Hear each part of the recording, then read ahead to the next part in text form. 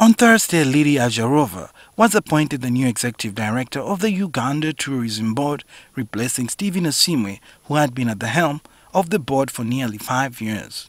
We found Ajarova at the offices of the Chimpanzee Sanctuary and Wildlife Conservation Trust in Entebbe, where she has been working as executive director since 2005. I am excited about the challenge and to be the person to take on the leadership to push it to the next level, because I know that the government is also looking at tourism as a sector that should be propelling.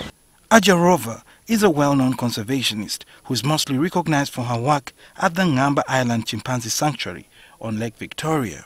She reveals that her appointment at the Uganda Tourism Board, the government agency tasked with promoting the country as a tourism destination, is one that she is ready to embark on. It's a new team, and my number one thing will be to create a team. We will understand, have specific values, and understand what exactly our vision is, what our mandate is, what our values are, and we will live by those, and as we reach out to the different stakeholders and partners. Speaking out on the challenges that Uganda faces in promoting itself as a tourism destination, the newly appointed executive director highlights budget constraints as one of the major issues that will need to be addressed. Budget constraint is our biggest challenge, and it's going to continue to be if the government is not going to see the value that tourism is bringing into the economy.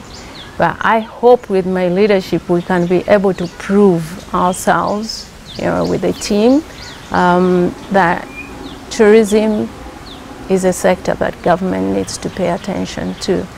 Ajarova also reveals that Uganda still faces a big challenge of brand identity, and this has in one way or another affected the country's tourism potential. We do not have a uniform identity, brand identity that we are selling ourselves with. We have Pearl of Africa, we have Gifted by Nature, we have Your Uganda. Somebody else is marketing Uganda as My Uganda. So what is what? What do we want people to know as us? It's so clear, that Kenya markets itself as Magical Kenya. Everywhere, whether it is domestically, regionally, continentally and internationally. Promoting domestic tourism is also key on our agenda for the Uganda Tourism Board.